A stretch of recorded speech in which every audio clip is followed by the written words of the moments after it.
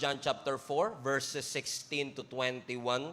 We are going to do an expository approach today. So I'm excited about this one. Verse 16, and we have known and believed the love that God has for us. God is love, and he who abides in love abides in God, and God in him. Love has been perfected among us in this, that we may have boldness in the day of judgment, because as he is, so are we in this world. There is no fear in love, but perfect love casts out fear, because fear involves torment. But he who fears has not been made perfect in love. We love him because he first loved us. If someone says, I love God and hates his brother, he's a liar. For he who does not love his brother whom he has seen, how can he love God whom he has not seen? And this commandment we have from him, that he who loves God must love his brothers also. Pinamagatan ko po ang mensaheng itong love moves first. First. Dinudugtungan nyo kagad eh. Love moves first. Ang ganda po ng verse na binasa natin sa 1 John. Actually, kung titignan po ninyo ang context ng 1 John, ang 1 John po was actually written to believers like you and me. Mga taong nananampalataya sa ating Panginoong Yesus. However, specifically sa 1 John chapter 4, ang sinusulatan po ni John dito ay hindi lang basta mga believers, kundi mga believers na confused, mga believers na deceived, mga believers na discouraged. Sa panahon no kasi nung sinusulat po ito ni John, napakarami pong mga false teacher na kiniklaim po nila, nakilala nila ang Panginoon, pero iba yung sinasabi ng kanilang buhay. Nagkiklaim silang Kristiyano, pero iba yung way of their living. Which reminds us na posible palang may Bible ka sa loob ng bag mo, pero spiritually dry. Pwedeng dumadalo ka sa simbahan, pero hindi ka pa rin transformed. At ina-address po ni John yung mga false teachers na ito na nagke-create ng confusion, deception, and discouragement sa mga naunang mga mananampalataya. Pero para mas maunawaan po natin, kailangan nating unawain yung buong context kung bakit po sinabi ito ni John. Sapagkat napakarami pong verse na binasa natin ang maaaring narinig nyo na pamilyar na kayo o malamang nasa rep pa po ninyo. Pero kung titignan nyo at uugatin nyo po, especially yung verses 1 to 15, mas mauunawaan natin bakit ho ba binanggit ni John yung verse 16 to 21 regarding the love of God that cast out fear. In fact, kung babalikan po ninyo yung verses 1 hanggang 6, makikita po ninyo na winawarningan po ni John ang simbahan regarding sa false spirit. Ang sinasabi ni John, hindi porket narinig ninyo, tanggap kayo ng tanggap. I-test ninyo yung inyong mga narinig. Sa verse 7 hanggang 15, nireiterate sa atin ni John na yung pag-ibig na nararamdaman ninyo hindi inborn. Ang love hindi human-born. Ang love nag-originate sa Diyos. Na kaya ka nakakapagmahal kasi may Diyos na nagmahal sa'yo. At kung kailangan mo ng pruweba, reference o pattern patungkol sa love na ito, tingin ka lang dun sa cross. Because the cross is a perfect representation of the love of God in each and every one of us. So sa 1 to 6, sinabi ni John doon, itest nyo ang spirit. Doon sa 7 to 15, ang sabi ni John, ang pag-ibig nag-originate sa Panginoon. And doon sa 16 to 21, yung 6 verses na binasa natin, ang sinasabi po ni John, sinamarize niya po lahat ng ito into one. So sabi niya sa verse 16, now that you have to test the spirit and love originates from the Lord, ang sabi niya sa verse 16, and we have known and believe. Highlight that part, known. Ang sabi ng Bible, and we have known. Question, sino po sa inyo nakakaalam na mahal kayo ng Diyos? Do you know that God loves you? Now, iba po yung memorize mong mahal ka ng Diyos. Iba po yung nire-recite mong mahal ka ng Diyos. Iba po yung head knowledge na alam mong mahal ka ng Diyos. Pero iba yung known. Ang tanong ko ulit, alam mo bang mahal ka ng Panginoon? I'm not asking, Pinag-aralan mo ba kung mahal ka ng Diyos, kundi alam mo ba na mahal ka ng Diyos? Question, sino sa inyo alam nyo na mahal kayo ng Panginoon? Now, para magkasundo tayo, ilabas natin ang Greek word. Ang Greek word ng known is actually ginosko. Everybody say ginosko. Ibig sabihin niyan, yung pinakilig mo, pinasaya mo, tas iniwan mo. Ginosko. Naranasan nyo na yun? Nag-ghost kayo? Nag-ghost ko, aray ko. Okay. Sabi dyan, and we have... okay, and we have known. Ang sabi ng scripture sa Greek, ginosko. Alam niyo ibig sabihin ng ginosko? Ibig sabihin ng ginosko, hindi mo lang basta siya natutunan, kundi na-experience mo. So, yung sinasabi ni John dito, and we have known, ang sinasabi ni John, we have personally experienced God's love. So, yung pagmamahal pala ng Panginoon, hindi lang basta minememorize o pinag-aaralan. Dapat yan na i-experience mo. So, when John said, and we have known the love of God for us, he was actually saying, I've seen the love of God, I have felt the love of God, I have experienced the love of God. Ibig sabihin, ang pagmamahal pala, hindi minememorize. Nakikilala mo ang pag-ibig. Na-experience mo mismo ang pag-ibig. So question, let me ask you again. Kayo po ba, alam niyong mahal kayo ng Diyos? Hindi mo lang siya alam dito, hindi mo lang siya nare-recite, hindi mo lang siya pinag-aralan, na-experience mo mismo ang pagmamahal ng ating Panginoon. Tas kamay lahat ng alam na mahal sila ng Panginoon. Alright, that's good. Pero hindi natapos doon ang verse. Kung ibabalik mo yung verse 16, sabi, and we have known and, highlight this part, believe. Because it's one thing to know that God loves you, it's another thing to believe that God loves you. So hindi sapat na aware ka lang na mahal ka, dapat meron kang tiwala dun sa pagmamahal. Iba kasi yung aware ka lang, sa naniniwala ka talagang mahal ka ni Lord. Kasi pwedeng alam mo pero hindi ka nagre-rely. So sabi ni John, and you should know and believe. Ibig sabihin, magandang alam mo, magandang na-experience mo, pero teka lang, nagtitiwala ka ba sa pagmamahal ng Panginoon? Kasi pwedeng you know that God loves you, but you don't believe that God loves you. Because if you believe that God loves you, you will take refuge in His love. You will make decisions based on His love. And you will start performing for God's love. Hindi ka na kailangan mag-perform sa pag-ibig kung alam mo at naniniwala kang mahal ng Diyos. Because if you really know and you believe that God loves you, you don't have to earn the love of God. He gave it to you for free. He gave it to you by His grace. So hindi mo kailangan paghirapan, pagsikapan, hindi mo kailangan magpasikat para makuha mo ang pagmamahal ng Panginoon. So let me ask you a question. Do you know that God loves you? Next question, do you believe that God loves you? Amen? Because, anong sabi ng Scripture? Tuloy natin ang pagbabasa. And we have known and believed the love that God has for us, for God is love. Highlight that part. God is love. Sabihin mo nga sa katabi mo, family is... God, love, joy, hope. Everybody say, God is love. Pakilakas po, God is love. Now, anong ibig sabihin ng God is love? Simple lang yan. Pag sinabi mong ang Diyos ay pag-ibig, hindi mo lang sinasabing ang Diyos mapagmahal. Okay? Nagmamahal siya, pero ang Diyos hindi lang basta loving. Ang Diyos ay pag-ibig mismo. So, ibig sabihin, if God is love, God is not just somebody who has love. Hindi lang siya basta Diyos na nakakaramdam ng pag-ibig. No.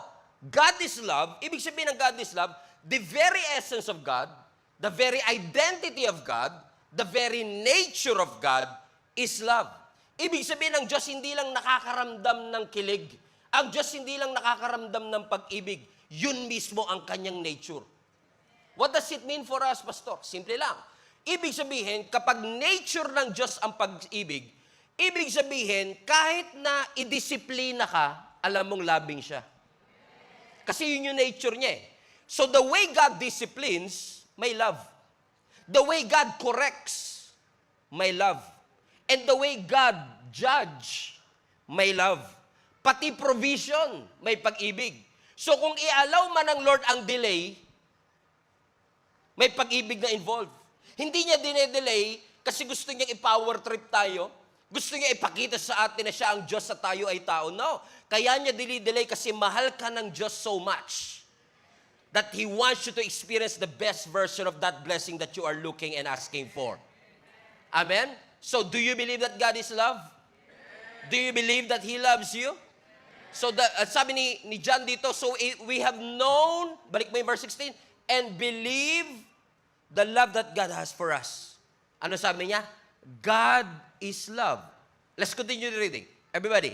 And He, highlight this part, who abides in love, abides in God, and God in Him. Ano ibig sabihin nito? Pag sinabi mong abide, ibig sabihin remain. Pag sinabi mong abide, manatili. You stay connected with that love. Why is that important? Because the more you are connected, the more you remain in Him, the more you live in the love of God, the more you reflect the nature of God. So it's clear, God's nature is love. So kapag ang Diyos nagpala, may pagmamahal, pero kapag ang Diyos nagdisiplina, may pagmamahal din. Kapag ang Diyos nag-correct, may pagmamahal din. Yun ang nature niya. And the more you spend time with Him, the more you remain in Him, the more you are connected to Him, nagiging loving ka rin. Yung hindi marunong magmahal, natututong magmahal kasi laging katabi yung Diyos na pag-ibig. Naunawaan nyo? May mga kaibigan ba kayong laging negatibo? Mahirap magkaroon ng kaibigan ganon. Kasi pag kaibigan mo, pessimist o negatibo, sa mga positibo kasi lahat ng problema may solusyon. Pero sa mga pessimist, lahat ng solusyon may problema. Pasin nyo ba? Lagi na lang nakasimangot. At sabi, grabe naman to kaibigan ko, lagi na lang ganito. Pero the more you spend time with him, magugulat ka, ikaw din nagiging negative ka na. Because nahahawa ka dun sa kanyang behavior, sa kanyang attitude, sa kanyang character. So the more you spend time with that person, the more na nagiging magkamukha kayo. Alam mo, si Jenny nga minsan, di ko alam kung matutuwa ako o hindi. Minsan sabi niya, sabi nila magkamukha na raw tayo. Parang lugi ka ah. O, kasi pagka lagi mo siyang kasama, hindi mo siya literal na nagiging kamukha, pero minsan yung facial expression nagiging pareho, the way you smile, napapansin mo, because you spend time with each other, yung nature, yung character, yung ugali na isa't isa, namamana natin siya. So, ang sinasabi ni John dito, if you will remain in that love, you know it, you believe it, and you know that God is love, that is His very nature, and when you remain in that love, ano ang sabi ng scripture? The more you will reflect His nature. That is the right theology. Alam nyo, kapag mali ang theology ng isang Christian, kapag mali ang paniniwala natin, mali rin yung magiging takbo ng buhay natin. Kapag lagi mo iniisip, galit ang Diyos sa'yo, malungkot ang Panginoon sa lagi mo ginagawa. And if you have the wrong theology, it will result to a wrong living. But when you have the right theology of who God is, it will lead you to a restful, peaceful life. Amen? Kaya pansinin nyo, yung mga tao na laging iniisip galit ang Diyos sa kanila, hindi payapa. Hindi panatag. Kasi parang pakiramdam mo, lagi ka kayo na-hunting ng Panginoon. You are not confident about His love. That His love for you is not based on what you've done, but based on what Jesus has done for you and for me. So, sinasabi ni John dito, ang Diyos pag-ibig, nature niya ang pag-ibig, so mag-remain ka sa Kanya. At siya'y magre-remain sa'yo. And what will happen if we remain in Him? Let's continue reading. Verse 17.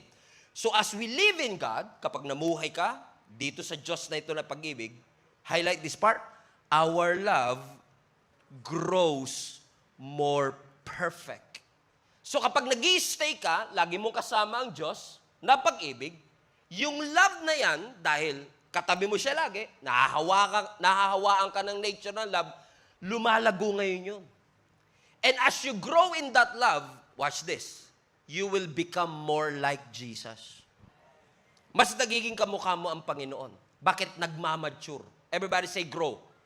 So yung pag-ibig, hindi lang basta salvation na love, nararamdaman mo ang Lord, ibang magmahal.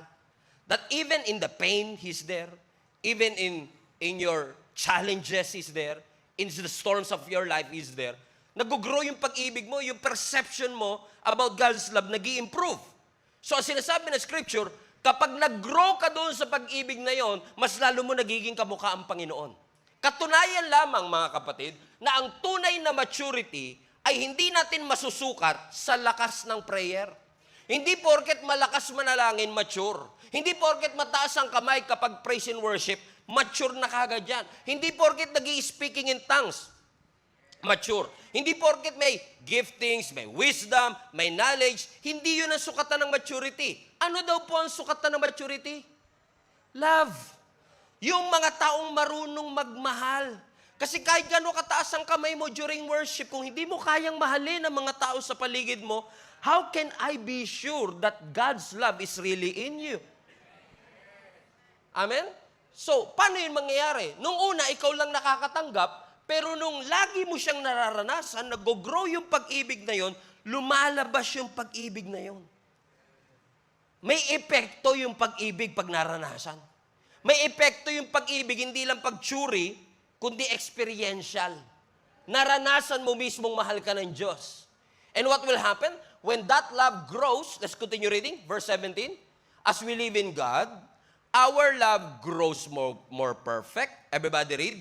So, ano ibig sabihin ng so?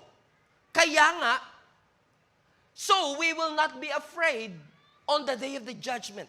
My goodness.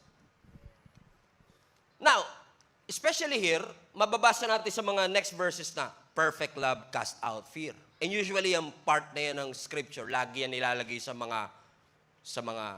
jeep, o kaya sa ref, o kaya sa wall. Kaya pag natatakot ka, it's the love that casts out fear. But what kind of fear? Fear of snakes? Fear of heights? Fear sa katabi ko? Fear of losing? Fear of the future? Fear of death? What fear? Based on the context, it's not even the fear of heights or anything that we're afraid of. The context is so simple. Ang sinasabi ng Scripture, ganito. You should know the love of God. You should believe in the love of God because God is love. That is His nature. And when you realize His nature, you will grow into maturity with that love. At pag nag-grow at nag-mature yung pag-ibig mo na naranasan mo sa Diyos, nawawala yung takot mo sa judgment.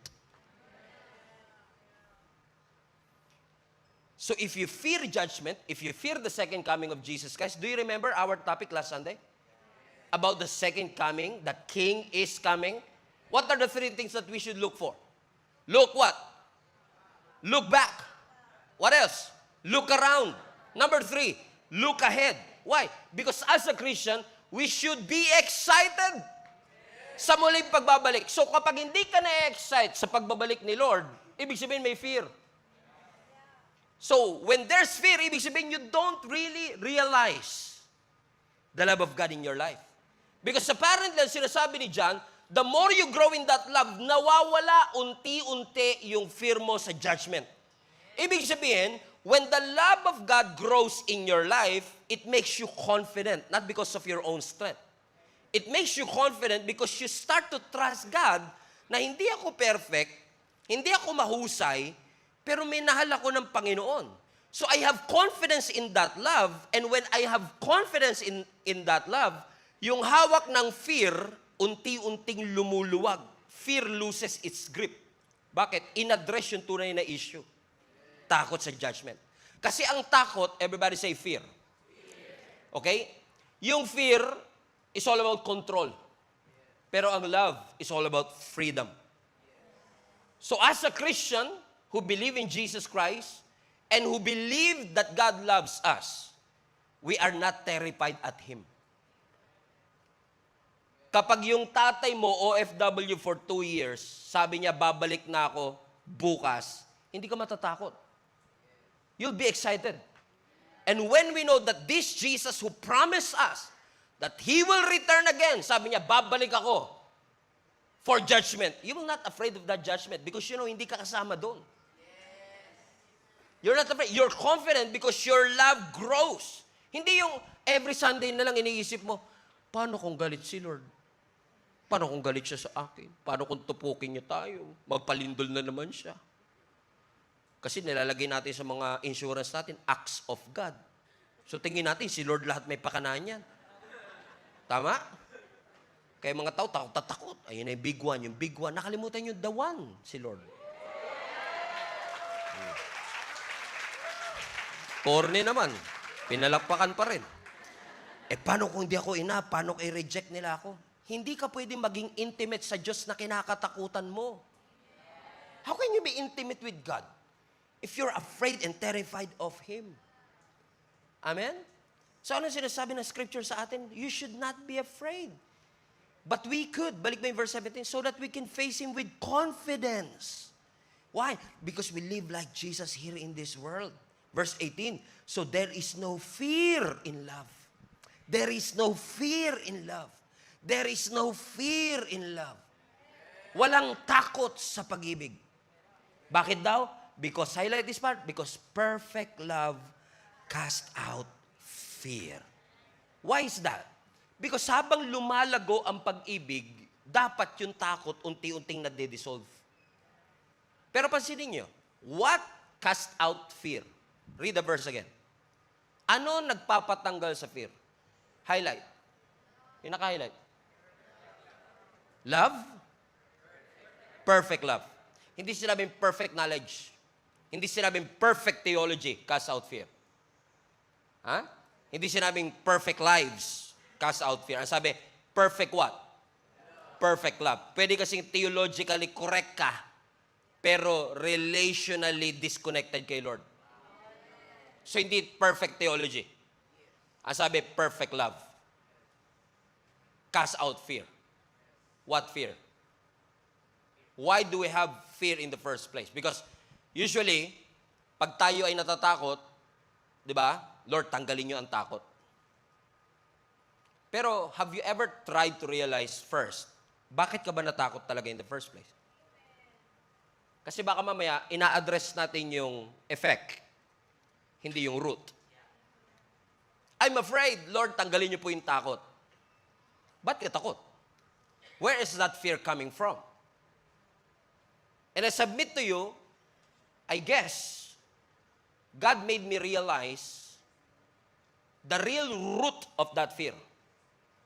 And I believe na yung fear sa ating buhay is not a disease. Fear is a symptom. Right? Anong difference ng disease tsaka symptom? Like, may lagnat ka. May lagnat ako, kailangan pababain yung lagnat. Pero, hindi ako nurse, ma'am, sir, pero ang alam ko, yung lagnat, in most cases, ay indikasyon na may mali sa katawan mo. Kaya ka nilalagnat, lumalaban ng iyong immune system. So, kahit i-address mo yung lagnat, pero hindi na-address yung dahilan kung bakit ka nilagnat, baliwala, lalagnatin ka pa rin. Right? So, it's not the fear because if we address the fear, let's cast out the fear. Teka lang, what's the root cause? Bakit ka natatakot in the first place? So, fear is a symptom. Naniniwala akong sintomas siya. So, naniniwala din ako that fear is a theology problem. Ibig sabihin, may mali sa paniniwala natin. Something is wrong. So, what is that wrong? Now, I tried to find, sa theology, may pinapaniwalaan pong law of the first mention. Ibig sabihin, the first time that the word is mentioned, it has its great significance. So, I tried to find the first mention of the word fear or afraid. And it was found in Genesis chapter 3. And I tell you this, listen to me. Napansin ko lang na ang takot hindi nag-i-exist nung wala pa yung kasalanan. It only appeared the moment we sinned. Let's look at Genesis chapter 3 verse 10. Are you with me? Fasten your seatbelt. This is a time na nagkasala na si Adan at Eva, kinain nila yung mansanas. Remember that? Pula o green? Yung bunga ng kaalaman ng tama at mali. Hindi mansanas, right? So, nung dumating ang Diyos, nagtago sila. Ano sabi ng Bible? I heard you in the garden, and for the first time, highlight this part, and I was afraid. because I was naked, so I hid. So notice, especially sa mga Bible readers, bago ang Genesis 3, walang kasalanan.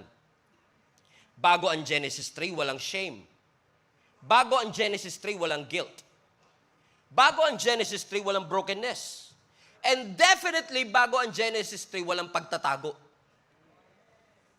Nagsimula yung pagtatago nung nagkasala. Alright?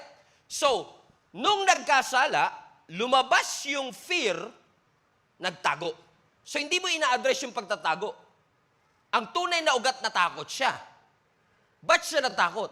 Yun. Nagkasala. So, papansin ninyo, the moment that we were disconnected to His presence, fear comes. Dumating yung takot nung na-disconnect tayo sa Diyos. Dumating yung takot nung tayo ay nagkamali at nagkasala sa ating Panginoon. In fact, para mas mapatunayan, pagbabasahin nyo mamaya pag uwi ninyo, nagtapos ang Genesis 2 sa phrase na, and they were naked and unashamed. Genesis 2, wala pang hiya. Shame. Genesis 2, wala pang guilt. Genesis 2, walang pagtatago. And then, sin and temptation came. What happened? They started to hide. So napansin ko mga kapatid, na kapag nararamdaman ng tao na malayo ang Diyos sa kanya, he began to be afraid. Now, question. Nung si Adan at Eva ay natakot, ibig ba sabihin nagbago ang Diyos? Nagbago ba ang Diyos? Nagbago ba pagmamahal ng Diyos? Pero nagtago sila, hindi dahil nagbago ang Diyos. Nagtago sila kasi nagbago yung connection nila sa Diyos. Amen? And minsan, di ba, tinataguan natin, nagbago na yung kapatid ko kasi, nagbago na yung mga kasama ko sa church. Hindi sila nagbago. The moment you sinned, you started to hide because disconnection happened. So walang nagbago, nagbago yung connection. Because we failed and we sinned. So dumating ngayon yung takot. Amen, mga kapatid? So the more na nafe-feel mo ang layo ng Diyos, and especially kapag nafe-feel mo na may misunderstand mo ang Diyos. Hindi mo siya nauunawaan for who He is. You don't know His nature. Nakalimutan mo yung nature ng Diyos, there comes fear. Okay. Naalala niyo yung mga disciples? Nung sila po ay tumawid ng Sea of Galilee. At nasa gitna ho sila ng dagat. Natakot sila. Saan? Sa bagyo. Dumating si Jesus, naglalakad sa ibabaw ng tubig. Natakot sila kay Jesus. Dahil parang multo. Remember that? Pero naalala nyo rin, nung pinatigil ni Lord ang bagyo, natakot pa rin yung mga disciples. Wala nang bagyo, pero takot pa rin sila. Kanino? Kay Jesus. Kasi sabi nila, sino to? They started to be afraid. Alam mo kung bakit sila natakot? Nakalimutan nila kung ano nature ng Diyos. Hindi sila matatakot in the first place kung naalala nila, si Lord storm stopper. Na yung Diyos na sinasamba nila, nakakapagpahinto ng bagyo. Na yung Diyos na kasama nila is the one who spoke the universe into existence. Pero the moment na ma-misunderstood mo ang Panginoon, matatakot ka. Kaya ano sabi ni Lord? Don't be afraid. Ano sunod? It is I. Ibinalik ni Lord yung mindset. Nakalimutan niya. Teka lang, ako ito. So the moment na makakalimutan mo kung sino siya, kasi nakafocus ka na doon sa problema, nakalimutan mo na yung miracle worker, doon tayo natatakot. Takot ka dun sa cancer, nakalimutan mo yung Diyos na lumikha ng katawan mo, nakabisado lahat ng cells ng iyong katawan na pwedeng utusan na lahat ng cells ng katawan mo to put into order. And the moment you lose that sight of who He is, there comes your fear. Takot ka sa utang, nakalimutan mo siya provider. Amen? So natatakot tayo kasi nakakalimutan natin kung sino siya. And the moment you forget who He is a sign already. You are disconnected. And the moment we are disconnected with our sin, fear comes into our heart. Kaya wag natin sabihin, minsan kasi inisip natin ang fear personality natin. Halimbawa, takot ka na naman. Intindihin mo na lang, ganito lang talaga ako eh. Matatakutin ako eh. Hindi. Fear is not a personality issue. Fear is a presence issue. Dahil wala yung presensya ng Diyos, nakalimutan natin kung sino siya, doon nagsisimula ang takot. So, ang sinasabi sa atin ni John, amen, there is no fear in love, but perfect love casts out fear. Ano sinasabi niya? Why? Because yung perfect love, yung revelation natin kung sino siya, yun ang magtatanggal sa takot na meron sa ating puso. Remind yourself, perfect love casts out fear. God is love. And the more you realize who God is, yung nature ng Diyos, nakalimutan mo na yata na kaya ng Diyos yung bagay na hindi mo kaya. Amen? Sabi mo sa katabi mo, God is love. Family is love. Love, joy, hope. Wake me up inside. Okay. Verse 18. Let's go back reading. There is no fear in love, but perfect love casts out fear because fear involves torment. Are you enjoying this so far? Are you enjoying this so far? Now, next. Let's continue reading. But he, highlight this part, who fears has not been made perfect in love. That's a strong phrase right there. Ang sinasabi ni John, lahat ng natatakot has not been made perfect in love. And I've preached about this text so many times. I've read this text so many times, and I've never seen this the way God showed it to me. Na sinasabi ni John, lahat tayo na natatakot, kaya may takot sa ating puso because we have not been made perfect in love. What does it mean? Ibig ba sabihin, Pastor, kapag nakakaramdam ka ng takot, hindi ka na Christian? No. Ibig ba sabihin, kapag nakakaramdam ka ng takot, mahina ka? No. Ang sinasabi ni John, kung ikaw bilang Kristiyano ay dominated ng fear, it only means one thing. You have no revelation about the genuinity and authenticity of the love of God. Ibig sabihin, kaya tayo natatakot kasi hindi natin tunay na naiintindihan yung pag-ibig ng Diyos. Na misunderstood natin yung puso ng Diyos. That God loves you no matter what. Whatever you've done, whatever mistake that you've done, whoever you are, ang love ng Lord sa'yo unconditional. At kaya ka natatakot kasi feeling mo ang love ng Lord sa'yo conditional. Pero ano sabi? But perfect love casts out fear. Fear. What fear? Yung terror? Galit ka sa Diyos kasi He's out to get you? Pagka ang nararamdaman mo kasi terror, yung takot na terror, yung takot ka kay Lord, I'm scared. Takot ka sa Kanya every time pupunta ka na Diyos, nakakatakot baka kidlatan ako eh. Nakakatakot baka biglang maglabas ng screen, pakita lahat ng kamalian ko eh. No, that's what we call terror. Yung pakiramdam mo, may guilt, may shame, may distance, may judgment. Pero that fear, God eliminates. Perfect love casts out fear. Pero hindi niya tinanggal yung reverence, yung respect mo sa Diyos. Nandun pa rin yung fear mo sa Diyos. Amen?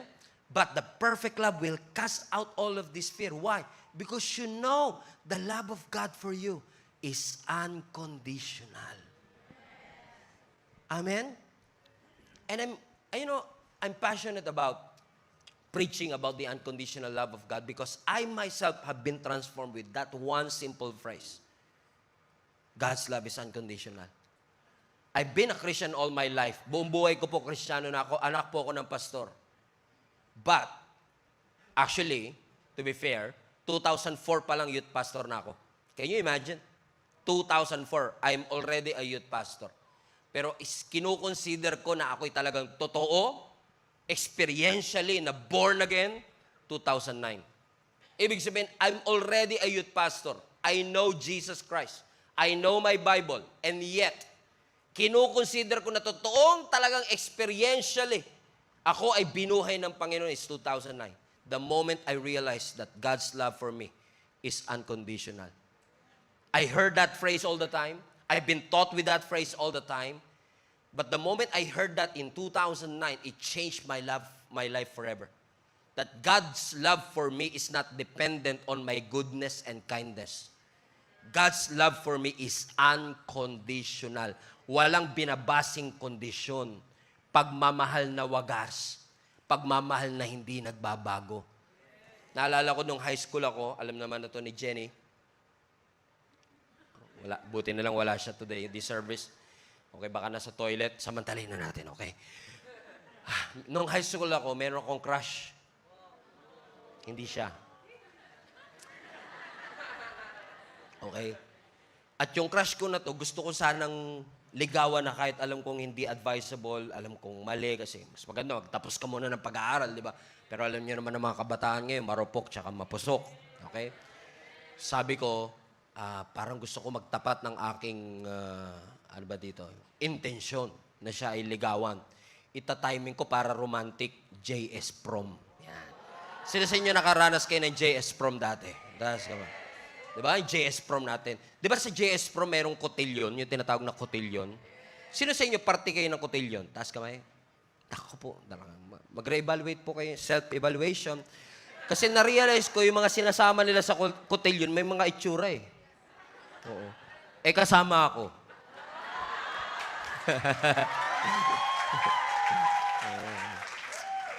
Pabigyan nyo na lang. Minsan lang naman. Eto na, di ba? Di cotillion. Sabi ko, pagdating ng actual JS pa, magtatapat ako sa kanya. Eto na. Pag cotillion kasi yan, yung bago yung cotillion, may pasa-pasa kayo dyan eh. Para pasa-pasa, sayaw-sayaw kayong konti. Dahil next partner, sayaw-sayaw po. Next part, inaantay ko, matapat siya sa akin. Eto na, di tumapat. Eto na pagkakataon ko. Aaminin ko na siya, intention ko, gusto ko manliligaw sa kanya, di sayo ka. Di ba yung instruction sa amin nun bilang cotillion, kasi nga may pleasing personality, no?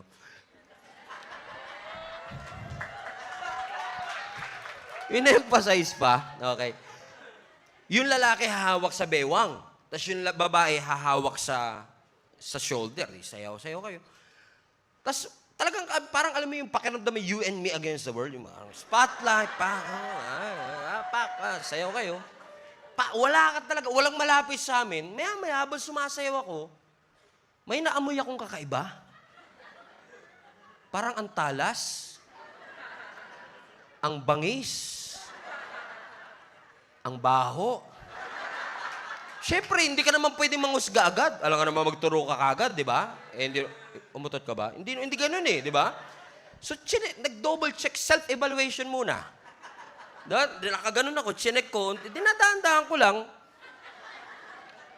Clear. You're right, clear. Kaliwa, clear. Tingin ako sa likod ko ngayon, may tao ba? Wala. Tingin ako sa kaliwa, wala. Kanan, wala. Likod, wala. Wala sila lahat, hindi rin ako.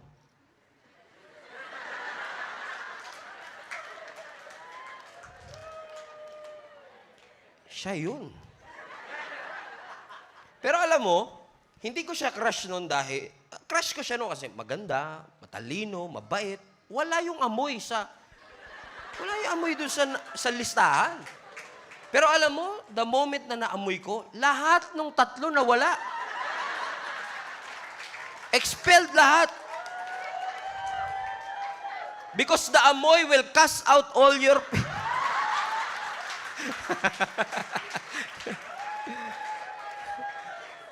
Ano ibig ko sabihin?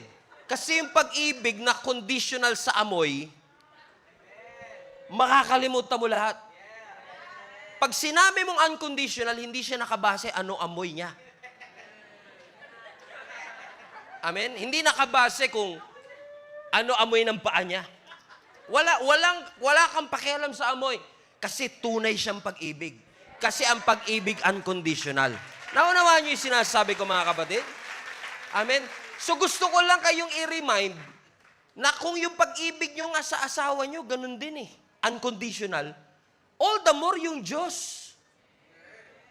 Amen? Ang pag-ibig ng Diyos sa atin ay hindi nakabase kung nagsimba ka last Sunday o hindi. Ang pag-ibig ng Lord sa iyo ay unconditional. Palapakan natin ang ating Panginoon. So pansinin po ninyo mga kapatid, nung dumating yung kasalanan, nagkaroon ng takot. Pero nung dumating yung pag-ibig, nagkaroon tayong lahat ng confidence na humarap sa ating Panginoon. Ang sabi ng takot sa iyo, rejected ka ng Diyos, condemned ka ng Panginoon, hindi ka mahal ng Diyos, galit sa iyo ang Panginoon. Ang sabi ng pag-ibig, you are accepted, you are fully forgiven, you are redeemed, you are restored by the grace of God. So, when we realize Jesus is coming back again, hindi ako takot. I'm excited for the greatest homecoming yet, that Jesus will be with me. Amen? And Jesus, susunduin tayo lahat ng ating Panginoon at isasama niya tayo sa kalangitan. I'm not afraid. Kaya sabi, perfect love casts out evil so that you will not be afraid of the judgment anymore. Do you feel the love of God? Yes. So let's go to verse 19. And then verse 19 says, that's why we love, because He first loved us. So pansinin niyo yung verse. Huwag mo natanggalin na ka. Give me a few seconds. Sabi, we love, present tense. So nakakapagmahal ka ngayon kasi may unang nagmahal sa'yo. Loved, past tense. Ano na una? Pagmamahal mo o pagmamahal muna ng Diyos? So, love moves first.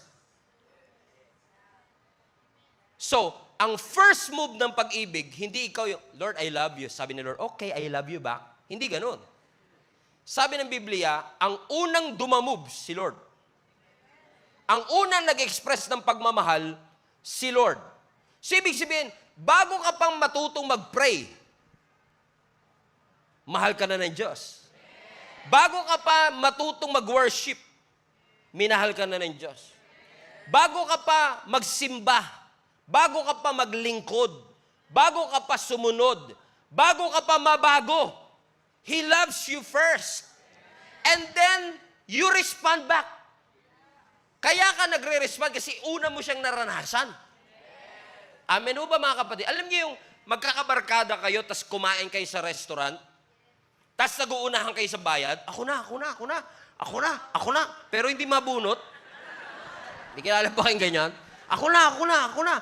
Ay, ang sigip. Diba? Ako na. Pero may mga kaibigan talaga tayo, diba? Ang bilis eh. Ako na, bayad na. Tapos ikaw guilty ka kasi, naranasan nyo ba yun? O masaya kayo lagi pag nililibre. May time kasi ganun ako, yung parang ako na minsan nag-aya, tapos ako pa nililibre. I feel bad about it. Parang feeling ko, ba't ikaw nagbabayad, ako nag-aya sa'yo? So I feel bad about it. Tapos lagi ko sasabihin, pag binayaran niya na, sa sobrang natatouch ako, sabihin ko, uy, next time ako naman. So bakit? Kasi may nauna, at dahil na-touch ka doon sa gesture, sabi mo, next time ako naman. That's exactly what happened to us. Sobra kang minahal ng Panginoon, as messed up as you are, as limited as you are, in your hopelessness and helplessness, na sinasabi mo, Lord, sobra naman yung pagmamahal mo sa akin. Allow me to love you back. Kaya sabi ng psalmist, what can I render to the Lord for everything that He has done in my life? Grabe kasi ang Lord eh. Ang sabi ng Biblia, Romans 5:8, God demonstrate His own love toward us. Basa, highlight this part, that while we were still sinners, namatay si Jesus, hindi nung perpekto ka na. Namatay si Jesus, hindi nung nagsisimba ka na. Habang ikaw ay makasalanan pa, namatay ang ating Panginoong Jesus para sa iyo. So God did not love the future version of yourself. God did not love the improved version of yourself. He loved the worst, the weakest, the wounded version of you. Amen? Kasi pag sinasabi mong, uy, mahal na mahal kita. Bakit? Perfect ka eh. Love ba yun o admiration? Admiration. Ang tunay na pagmamahal, kahit mahina, kahit limited, kahit worse, you love them still. Pero kung mamahalin mo lang dahil, okay, total, mabuti ka na. Total, nagbago na kayo, mahal ko na kayo. Hindi ganun ang Diyos eh. Yun ang tinuro ng relihiyon sa atin. Kasi ang religion, sasabihin sa'yo, ayusin mo muna sarili mo, mamahalin ka ng Diyos. Lahat ng religion, ganun. Magbago ka, mapupunta ka ng langit. Tanggapin mo si Lord. Ay, you fix yourself, and then God will love you. Pero hindi ganun eh. Ano ang sabi ng Panginoon sa atin? As messed up as you are, I will meet you right where you are. Pero sa sobrang magmamahal ng Lord, hindi kanya iiwanan doon sa mess na yun. Dadaling kanya sa bagong buhay. I mean, naranasan nyo na ba minsan na pag may bisita po kayong darating, tapos naglilinis ka ng bahay, para man lang matino bago sila dumating, o wala na kayong pakialam kahit sino dumating. Bala, datnan mo ko, mahalin mo ko just as I am, di ba? Di ba? May mga ganun tayong bisita, no? Precious sa atin, naglilinis ka kahit konti. Tapos nahihiya ka, pag naglilinis ka pa lang, dumating na yung bisita. Di kasi parang, sorry, nakakaya, ang kalat-kalat ng bahay ko. Na feeling natin ganun si Lord. Na bago dumating si Lord sa buhay natin, tinatry natin malinis. Yung nililinis mo na sarili mo, tapos papagaliguan ka rin naman pala. Na nililinis mo, Lord, nakakaya, sorry po. Hindi. Kahit marumi yan, nung dumating ang Panginoon, si Jesus yung dumating para maglinis. Siya yung dumating para linisin ang lahat ng ating karumihan, linisin ang lahat ng ating mga pagkukulang. Amen? Para dalhin niya tayo at pakita niya sa atin, ito ang tunay na pagmamahal. Balik mo yung verse 8, anak, Romans 5:8. But God demonstrate. No, habang makasalanan ka pa namatay si Jesus para sa iyo. Pero paano niya ginawa? Highlight this part, God demonstrates. Hindi niya in-explain ang kanyang pag-ibig. Hindi niya tinuro ang kanyang pag-ibig. Ang Diyos hindi nagpadala ng email. Pinadala niya bugtong na anak para sa iyo. He demonstrate. Everybody say demonstrates. So, ibig sabihin ng demonstrate, may action. So, love is not a feeling. So, kapag ang love mo emotional lang, sentimental lang, pero hindi sacrificial, hindi yun ang tunay na pag-ibig. Kasi ang tunay na pag-ibig, sacrificial. May isinasacrifice, may isinusuko. Anybody can tell you, I love you. Kaya ka ba nilang puntahan kapag in trouble ka at 2 o'clock in the morning? Yun ang tunay na pag-ibig. Amen?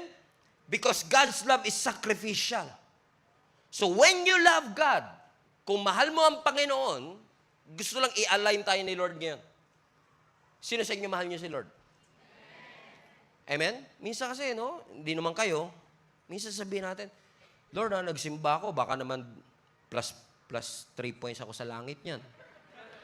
Pag gumingi ako ng Monday, baka pagbigyan mo na. Kasi akala natin, yung pagmamahal natin si Lord, Lord, minahal kita, offering ko sa iyo yan. Minahal kita, offering. No, yung pagmamahal mo, reaction lang yun. Reaction lang yun sa grace ni Lord sa iyong buhay. Kung hindi ka niya minahal, hindi ka makakapagmahal ng totoo sa Kanya. Amen? Well, I was meditating on this text kagabi. Galing ako na may kinasal ako kahapon. Pauwi na ako. Sabi ko, Lord, give me a compelling illustration to, para maintindihan talaga namin mambuti. Kasi ang hirap i-explain ng bagay na supernatural eh. Yung, grabe, di ba? Ang hirap i-explain. So sabi ko, Lord, bigyan mo nga ako ng illustration na makakapag-explain dito sa pagpapakita ng kabutihan kahit hindi deserve. Tapos habang nagdadrive ako, maya-maya, nabangga ako sa likod. Parang sinasabi ni Lord, illustration ba? Habang nagdadrive ako pa uwi, nabangga ako sa likod. Yung sasakyan, rear hit, tumama sa likod, motor. Alam ko na kagad, sabi ni Jenny, ano yun, nabangga ba tayo? Sabi ko, yes, nabangga tayo. Huminto ako, hazard, handbrake. Medyo nagmamadali, kala ni Jenny. Kaya sabi ni Jenny, oh, relax ka lang. Kala siguro, lalabas ako. Sino yan? Kala siguro niya, ganun magiging reaksyon ko eh. Pastor naman ako, kahit paano, di ba? Paglabas ko, I already conditioned myself to be calm, but how can you be calm? Kapag alam mo na hindi naman yung property lang kasi, yung sakyan na papalit, pero yung life mo is at risk, di ba? Na Na grateful ka na hindi ka nasaktan. Pagbaba ko kaagad, alam mo, sumalubong sa akin, bata, nagdadrive ng motor, minor de edad. Imposible ka magkaroon ng lisensya pag minor de edad ka. So imagine niyo to, walang lisensya, walang rehistro, even worse, walang pera. Bilang naaberya, naatraso, ang tendency mo maningil. Because may kasalanan, justice. So, I tried to negotiate as calm as I am. Gusto ko siyang takutin sana. Total, mas bata siya sa akin. Gusto ko siyang takutin para matuto. Pero I don't know why. For some reason, nakalimutan ko naman na hinihingi ko yung illustration kay Lord. Kaya mahirap din nagpe-pray ka ng mga ganun.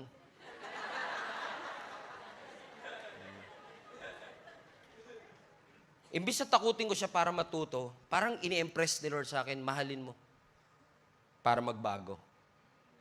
Lord, deserve niya yung galit. Lalo ako, hindi ako naturally patient. Kinakalculate ko pa lang yung inconvenience that it would cost me. Kahit pa sabihin mo may insurance, di ba? Inconvenience pa rin siya sa'yo. Pero nung tinanong ko siya, bakit ka ba nagmamadali? Kasi po, yung kapatid ko po dinala sa ospital. Siyempre, natural thinking ko, nag-iimbento siguro to para makalusot. Ako naman na skeptical, sige, bilisan natin. Susundan kita. Sinundan ko. Totoo nga. Na-ospital. Kaya pala madaling-madali. Kasi na-ospital yung kanyang kapatid. Mas lalo ako na-compel at that time to, hindi ako laging ganito, but is it as if God wants to remind me that that is who I am before Him? Walang lisensya, walang rehistro, walang-wala. Helpless, hopeless, and yet God demonstrates His love. As much as I want to punish Him, pagalitan siya, sabi ko, kailangan matuto pa rin ng accountability na hindi porket napalagpas, isipin niya, he can always get away with sin because you can never get away with the sin. Never. Lahat ng kasalanan, lahat ng decision may consequence. Right? So I want to teach him that lesson that you can never get away from that sin. You know what happened? I don't know. For some reason, sabi lang ni Lord sa akin ganito. Okay, sabi ko ganito, gawin natin Search mo sa Facebook to. Jesus is Alive Santa Clara. Yung kasi malapit na church na outreach natin sa lugar na pinangyarihan ng krimen. Search mo to, Jesus Alive Santa Clara. Sabi ko sa kanya, bukas magsimba ka dyan. 3 weeks mula ngayon, November 30, December 7, December 14. Kailangan pagdating ng 9 o'clock in the morning, nandun ka na, mag-selfie ka, send mo sa akin. Pag natapos yung service, mag-selfie ka, send mo sa akin. May grouping siya after ng service, may link up, sumali ka, send mo sa akin. Mag-notes ka ng lahat ng preaching na tutunan mo, send mo sa akin for 3 weeks. Sabi ko, anong gusto mo, magbayad o mag-church? Sabi niya, kahit habang buhay na po ako mag-church, Pastor, gagawin ko na po.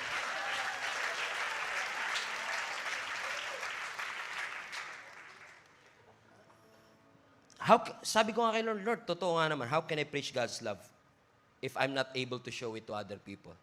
After all, verse 20 says to us, let's put up verse 20.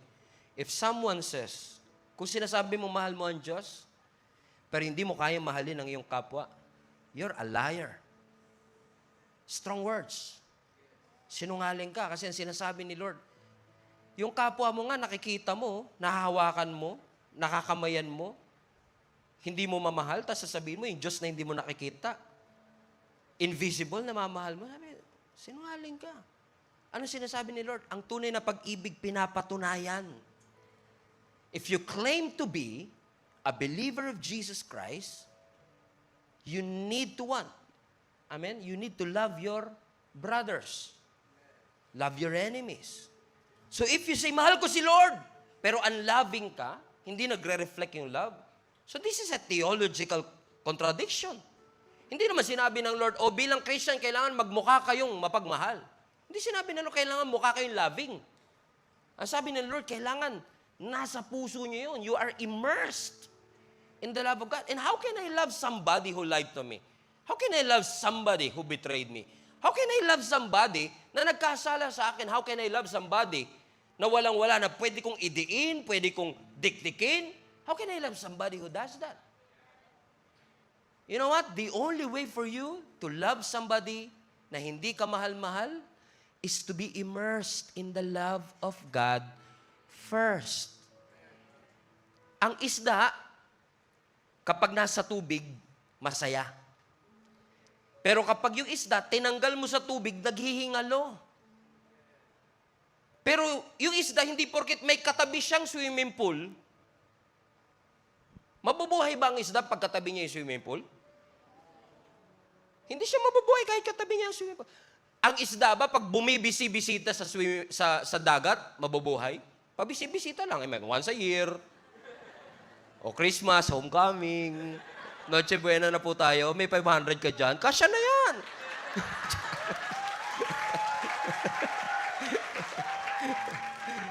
I mean, hindi pwedeng pabisi-bisita ka lang. Hindi porket may dala kang may nakita na ba kang isda na may dalang isang timbang tubig na buhay siya? Wala.